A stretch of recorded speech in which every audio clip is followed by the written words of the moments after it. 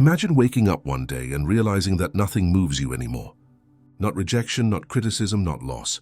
Not because the world became kinder, but because something inside you awakened. You finally understood that strength isn't about resisting. It's about seeing clearly. The truth is simple. You care too much about what doesn't deserve your energy. You spend your life trying to please, trying to prove your worth, trying to be accepted. You live in desperate attempts to maintain an image the world approves of, to sustain a strength you no longer feel. And yet the more you try to be invulnerable, the more you become a prisoner of other people's opinions and gestures. Do you want to stop suffering? Then stop giving power to what doesn't matter. Stop handing your peace to those who can't even care for their own. Stop begging for love, approval, attention. This isn't hardness. This is lucidity. Stopping caring isn't about ceasing to feel. It's about feeling everything without losing yourself in anything. It's looking at pain and realizing it no longer decides for you. Before we go deeper into this awakening, I want to invite you to join this journey of transformation. If you're tired of being controlled by what you can't control, if you're ready to see the patterns that have been running your life, subscribe to this channel and turn on notifications. Every week, we explore the psychology of freedom, clarity, and self-mastery through Carl Jung's profound insights. There's a pinned comment below with resources to help you start applying these principles today. This isn't just content. It's a process of becoming conscious. Now let's continue. You still suffer because you want control. You want to control what others think, what they say, what they feel. You believe that if you're good enough, strong enough, understanding enough, no one will hurt you anymore. But control is just fear in disguise. The more you try to predict the unpredictable, the more you become a slave to circumstances. Carl Jung said that until you make the unconscious conscious, it will direct your life and you will call it fate. This is exactly what happens when you try to control everything. What truly dominates you is what you cannot see. The unhealed wounds, the fears you hide, the inner voices that keep dictating your reactions. The brutal truth is this: nobody hurts you. People simply touch the wound you haven't yet had the courage to face. What hurts isn't the gesture of others. It's the story it awakens inside you. Stop for a moment and observe. Why do certain words destroy you while other people remain unshaken? Why does that rejection still haunt you years later? Because it touches the exact point of your shadow, the place where there's still pain, where the unconscious still bleeds. You can fake strength. You can distract yourself with goals and masks. But as long as you don't look at what governs you, you'll keep reacting, always being manipulated by what you try to hide. The pain you run from is the same pain that controls you. The more you avoid it, the more power it gains over you, so stop running. Sit before your pain like someone facing a silent master. Jung said depression is like a lady in black. If she appears, don't expel her. Offer her a chair and listen to what she has to say. What she wants to tell you is simple. You will only be free when you stop running from yourself. True freedom isn't the end of pain, but the capacity to look at it directly, without losing yourself inside it. You've spent your life trying not to feel, trying to be strong, trying to seem fine. But the more you fight against what you feel, the deeper you dig your own prison. There comes a moment when the ego gets tired. And that's the beginning of liberation. The day you stop fighting against what you feel, everything changes. Stopping caring isn't closing your heart. It's opening it so wide that nothing outside destabilizes you. You still feel, but you don't drown. You still cry, but you don't fall apart. You still love, but you don't beg. Strength isn't about resisting pain, but integrating it. Everything you accept within yourself loses the power to hurt you from the outside. Most people believe that not caring means being cold, but being cold is just a defense. It's fear dressed as courage. True indifference doesn't come from ice. It comes from light. It's looking at life and saying, I've understood the game. You've been rejected, betrayed, criticized, and you survived. Now it's time to transform all of that into clarity. When you understand your shadows, no one can manipulate you anymore. When you accept your pain, no one can use it against you. When you understand that self-love isn't arrogance but consciousness, you finally stop caring, not out of contempt but out of wisdom. If this resonates with you, take a moment to like this video. It helps more people find this message when they need it most. And if you've experienced this shift from reactivity to clarity, share your story in the comments. Your insight might be exactly what someone else needs to hear today. But there's a price for this lucidity: solitude.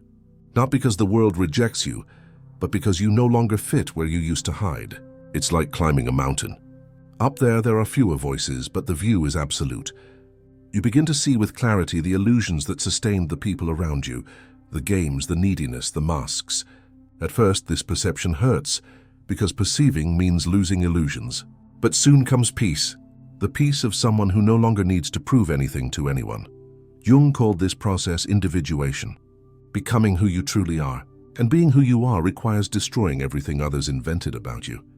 You are not the character you created to be accepted, not the trauma you inherited, nor the role you perform to be loved. You are the silent space where all of this happens. And when you understand this, something changes forever. Opinions lose weight, criticisms lose strength, losses stop breaking you. You don't stop caring. You transcend the reason why you cared. You understand that nothing is personal, that the world is a mirror, and that everything that hurts you only reflects what still needs to be healed within you. And this is where awakening happens. Nothing and nobody will hurt you again. Not because the world became gentler, but because you became conscious. You no longer live reacting but choosing. You no longer fight against life, you flow with it. You don't try to control the sea, you learn to dive. And down there where there's silence and stability, no wave reaches you. The surface can be chaotic, but the depth is calm. That's where the unshakable lives. Think of it like this. Imagine a tree in a storm.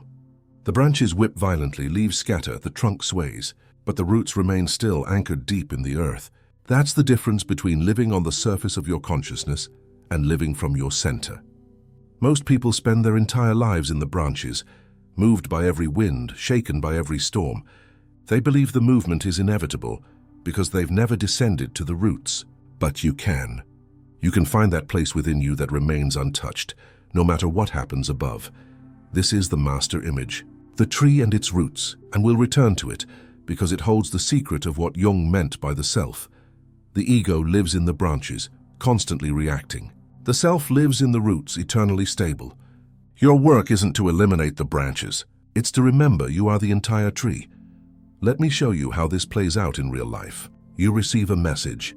Someone criticizes your work, questions your choices, dismisses your value. Immediately your chest tightens.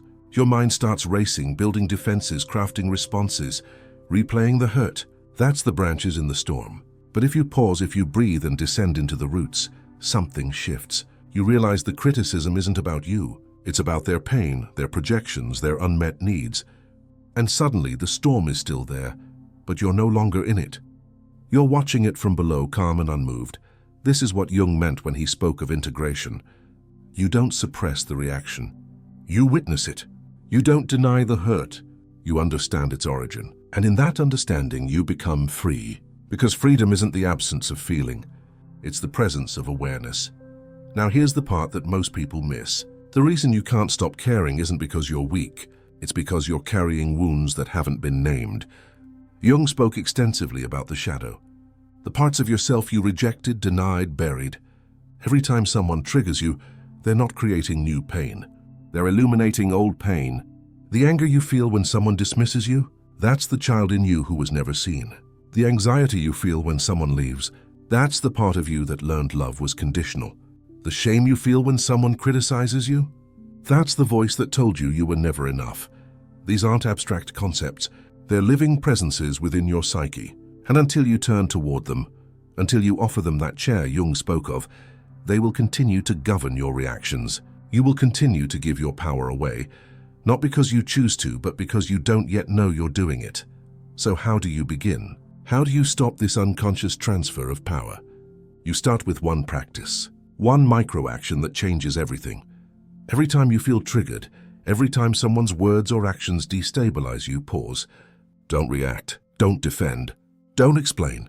Just pause. And in that pause, ask yourself one question. What part of me is this touching? Not what did they do wrong? Not how can I make them understand? But what wound in me is this activating? At first, you might not have an answer. That's fine. The question itself is the medicine. Because the moment you ask it, you shift from victim to observer. You move from the branches to the roots. You reclaim your center. And over time, patterns emerge. You start to see that the same wound gets triggered repeatedly. The same fear, the same shame, the same abandonment. And once you see it, once you name it, it begins to lose its grip on you. This is the reframe. The moment you realize that your suffering isn't caused by the world, but by your relationship to unintegrated pain. And that realization is the doorway to everything. Because if your pain is within you, then so is your freedom. You don't need the world to change. You don't need people to be kinder, wiser, more considerate. You need to become conscious of what moves you. And once you are, nothing outside can control you again. Before we continue, if you're finding value in this process, consider saving this video to a playlist. Come back to it when you need a reminder of your power. Share it with someone who's struggling to break free from reactive patterns. And leave a comment with one word that describes what you're feeling right now. Let's create a space of collective awareness. Let's go deeper. The tree and its roots. Remember this image, because it's about to take on new meaning. Jung said the self is the totality of the psyche, both conscious and unconscious. But the ego mistakes itself for the whole tree. It identifies with the branches, with the visible, with the reactive, and so it suffers every time the wind blows. But the self knows it is the roots, the trunk, the branches, the leaves, and the space around it all. The self is whole, the ego is fragmented, and the journey from ego to self is the journey from suffering to peace. But here's the paradox. You can't force this journey. You can't will yourself into wholeness. The ego can't dissolve the ego. That's why Jung emphasized the unconscious. You must invite what you don't know into the light. You must welcome the shadow, the denied, the rejected. And that requires something most people are terrified of: surrender. Not surrender as defeat. Surrender as trust. Trust that there is a wisdom within you greater than your conscious mind. Trust that the pain you're experiencing is not punishment, but invitation. Trust that the very thing you're running from holds the key to your liberation. This is where most people stop, because surrender feels like death. And in a way, it is. It's the death of the false self, the constructed identity, the mask you've been wearing. But what dies isn't you. It's the idea of you. And when that idea dies, what remains is something far more real, far more powerful. What remains is consciousness itself, aware and awake. Let me give you a concrete example. Imagine you've been betrayed. Someone you trusted deeply broke that trust. The ego's response is rage, grief, the need for justice or revenge. That's the branches thrashing. But if you descend to the roots, if you sit with the pain instead of acting on it, something else emerges. You start to see your own patterns. How you ignored red flags because you wanted to believe. How you gave your power away because you confused love with need. How you betrayed yourself long before anyone else did. And in that seeing, the external betrayal loses its sting. Because you understand it was simply reflecting an internal betrayal you hadn't yet acknowledged. This isn't about excusing bad behavior. It's about reclaiming your power. When you see clearly, you no longer need to blame. When you take responsibility for your part, you no longer need to control theirs. And when you integrate the lesson, you no longer attract the same pattern. That's the alchemy. Pain transformed into wisdom. Reaction transformed into response. Unconsciousness transformed into awareness. And here's the gift. Once you've done this work, once you've descended to the roots and integrated your shadow, you become unshakable. Not because you're hard or closed, but because you're whole. You can still feel, but you don't fragment. You can still engage, but you don't lose yourself. You can still love, but you don't abandon your center. You become like the tree, flexible in the branches, immovable in the roots. This is what Jung called the individuated self, the person who has integrated the opposites, who has married the conscious and unconscious, who has become whole. And that wholeness is your birthright. It's not something you achieve. It's something you remember. Because beneath all the conditioning, beneath all the wounds, beneath all the masks, you've always been whole. You just forgot. So here's the micro-action, the practice that brings all of this into lived experience. Every evening before you sleep, take 5 minutes to reflect on your day. Not to judge it, not to fix it, but to witness it. Ask yourself, where did I react from the branches today? Where did I give my power away? Where was I triggered? And then with compassion ask, what wound was beneath that reaction? What part of me is still asking to be seen?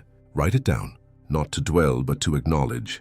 And over time, you'll start to notice something extraordinary. The same patterns appear less frequently. The same triggers lose their charge. The same people who once destabilized you no longer have that effect, because you're no longer meeting them from your wound. You're meeting them from your wholeness. And from that place, nothing and nobody can hurt you again. This practice isn't glamorous. It won't give you instant results, but it will give you something far more valuable: self-knowledge. And self-knowledge is the foundation of freedom, because you can't change what you can't see. You can't heal what you won't acknowledge, and you can't transcend what you haven't integrated, the tree and its roots. One last time.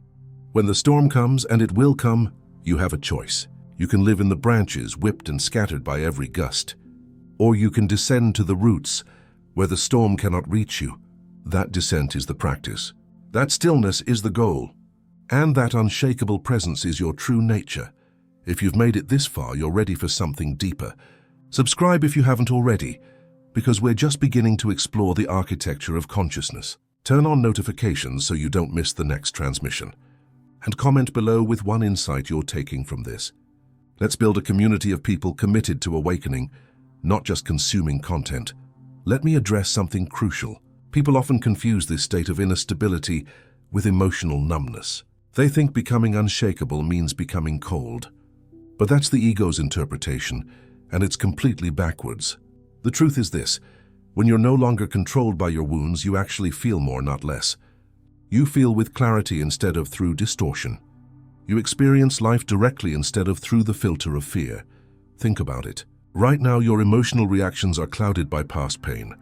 You're not responding to what's actually happening. You're responding to what happened years ago. When someone raises their voice, you're not hearing their words. You're hearing your father's anger. When someone withdraws, you're not experiencing their need for space. You're experiencing your mother's abandonment. Your present is colonized by your past. And until you free yourself from that past, you can never truly be here now. Jung understood this deeply. He spoke of complexes, these autonomous nodes of emotional energy that take over your psyche when triggered. You've experienced this. Someone says something and suddenly you're not yourself anymore. You're possessed by rage, by fear, by shame. That's a complex activating. And the complex isn't you. It's a fragment, a split-off part carrying unprocessed pain. But because it's unconscious, you identify with it. You think I am angry when really anger has temporarily taken you over. The work of integration is learning to observe these complexes without becoming them, to feel the anger without being the anger, to notice the fear without collapsing into the fear. This is what meditation teachers call witnessing, what Jung called developing the observing ego. And it's the most important skill you can cultivate, because once you can witness your reactions, you're no longer imprisoned by them. Here's how this shows up practically. You're in a conversation. Someone disagrees with you. Immediately, you feel defensive. Your jaw tightens, your mind races to prove your point. Your heart rate increases. That's the complex activating. But if you've trained yourself to witness, you notice it. You feel the defensiveness, but you don't act on it. You breathe. You create space. And in that space, you realize this isn't about the conversation. This is about my need to be right, which is really about my fear of being wrong, which is really about shame I've carried since childhood. And just like that, the charge dissolves. Not because you suppressed it, but because you saw it. Consciousness is the great dissolver. Light eliminates shadow not by fighting it, but by illuminating it. This is the power you're cultivating. The power to see clearly. And when you see clearly, manipulation becomes impossible. Because manipulation works through unconsciousness. It works by triggering you beneath your awareness. But when you're aware, when you've integrated your shadow, there's nothing left to trigger. You're whole.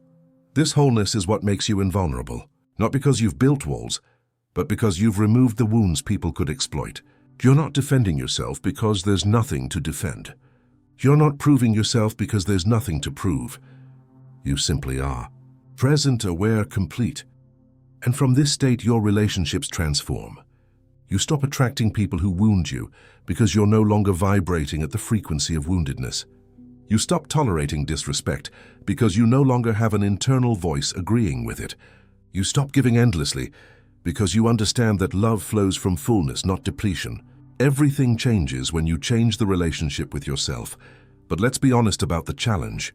This path requires something most people won't give: relentless honesty. You have to be willing to see your own ugliness, your own pettiness, your own cruelty. You have to acknowledge the ways you've manipulated, the ways you've lied, the ways you've betrayed yourself and others. Jung called this meeting the shadow, and it's not pleasant, because the shadow contains everything you've spent your life denying. But here's what makes it bearable. You're not your shadow. You're the one observing the shadow. The part of you that can witness your worst qualities is already beyond them. That's the self, the eternal observer, the consciousness that remains untouched by the content it experiences. And the more you identify with that witness, the less power the shadow has over you. This is the final piece of the puzzle. You become invulnerable not by eliminating your darkness, but by integrating it. When you accept that you contain both light and shadow, both love and hatred, both generosity and selfishness, you become whole. And wholeness is power. Not power over others, but power within yourself. The power to choose. The power to respond instead of react. The power to love without losing yourself. The power to live fully without being destroyed by life. Think of the tree one more time. It doesn't reject its shadow. The shadow is part of its existence, cast by the very light that allows it to grow. The tree stands complete, branches reaching toward the sun, roots diving into darkness, utterly itself. This is your model. This is your destiny. Not to become perfect, but to become whole. Not to transcend your humanity, but to fully inhabit it, conscious and awake. So here's your path forward. Every day, practice the pause. Every evening, practice the reflection. Every moment you can, practice the witness. Notice when you're triggered. Ask what wound is being touched. Breathe into the discomfort instead of running from it. And slowly, gradually, almost imperceptibly, you'll notice the shift. The things that once destroyed you now merely inform you. The people who once controlled you now simply reveal themselves. The pain that once owned you now serves your evolution. And one day you'll wake up and realize nothing and nobody can hurt me anymore. Not because you're invincible, but because you're aware. Not because you're closed, but because you're whole. Not because you stopped caring, but because you started understanding. You'll see the games, the projections, the unconscious patterns playing out everywhere. And you'll feel compassion, not contempt, because you'll remember when you were unconscious too, when you were lost in the branches, tossed by every wind. But now you live in the roots, deep, dark, silent, eternal. And from that place you extend your branches fearlessly, because you know that no storm can uproot you. No betrayal can break you. No loss can diminish you. You are the tree. You are the roots. You are consciousness itself, temporarily embodied, permanently free. If something within you has awakened through these words, honor it with action. Share this video with someone who needs to hear it. Leave a comment describing your moment of recognition, and commit to the practice not just today, but every day. Because consciousness isn't a destination you reach, it's a state you inhabit through continuous choice. This is the promise Jung made and kept. Know thyself, and you will know freedom. Nothing and nobody will ever hurt you again, because you will finally understand that the only prison was your own unconsciousness, and the only key was always in your hand. You are the wound. You are the healer. You are the storm and the stillness beneath it. Choose clarity and everything changes. The power was never outside you. It was always within, waiting for you to stop searching and start seeing. There's something else I need to share with you. Something about the nature of this transformation that few people understand. When you begin this work, when you start descending into the roots and integrating your shadow, you might experience what Jung called the dark night of the soul. Not because you're doing something wrong, but because you're finally doing something right. You're dismantling the false structures you've built your entire life upon. And dismantling, even when necessary, feels like dying. You'll notice it first in your relationships. The people who loved your mask will struggle with your authenticity. The dynamics that felt comfortable will suddenly feel suffocating. The roles you've played will no longer fit, and you'll be tempted to go back, to put the mask back on, to return to the familiar prison. But you can't, because once you've seen the truth, you can't unsee it. Once you've tasted freedom, you can't pretend to enjoy the cage. This is where most people abandon the journey. Right at the threshold of breakthrough, they turn back. They decide that consciousness is too painful, that ignorance is easier, that maybe they were fine before they started asking questions. But here's what they don't realize. The pain they're feeling isn't from the work. It's from the resistance to the work. It's the ego's last desperate attempt to maintain control, to keep you small, to convince you that safety lies in staying the same. Jung wrote extensively about this threshold moment. He called it the confrontation with the self. It's the moment when you realize that everything you thought you were is just a story, a construction, a defense mechanism, and beneath that story is something vast, something ancient, something that has always been whole. But to reach it, you have to let the story die.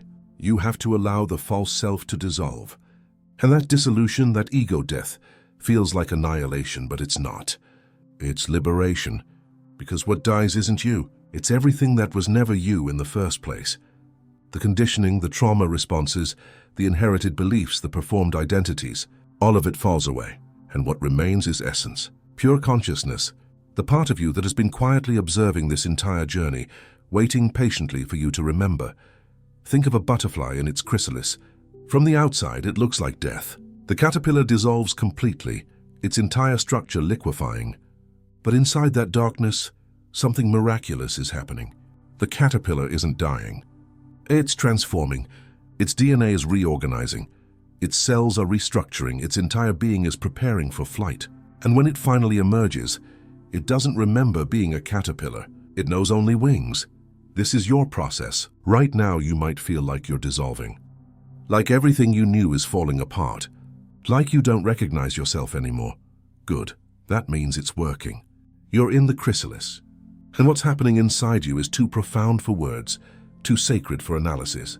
You're being rebuilt from the inside out, not into something new, but into what you've always been beneath the conditioning. And here's the truth about this transformation. You can't rush it. You can't force it. You can't skip the uncomfortable parts. The dissolution must be complete. Every false belief must be questioned. Every shadow must be integrated. Every wound must be acknowledged. This isn't a weekend workshop. This isn't a quick fix. This is the work of a lifetime. The work of becoming whole. But you're not doing it alone. Jung discovered something profound in his own descent into the unconscious. He found that there's a wisdom within the psyche itself, what he called the transcendent function, a force that naturally moves toward wholeness, toward integration, toward consciousness. Your job isn't to create this process. It's already happening. Your job is simply to stop interfering with it, to stop resisting, to stop trying to control the outcome, to surrender to the intelligence that's greater than your ego. This is what trust really means. Not blind faith, but intelligent surrender. Trusting that the pain has purpose, that the dissolution is necessary, that the darkness is preparing you for a light you can't yet imagine. Every master, every mystic, every awakened being has walked this path, and all of them will tell you the same thing. The only way out is through.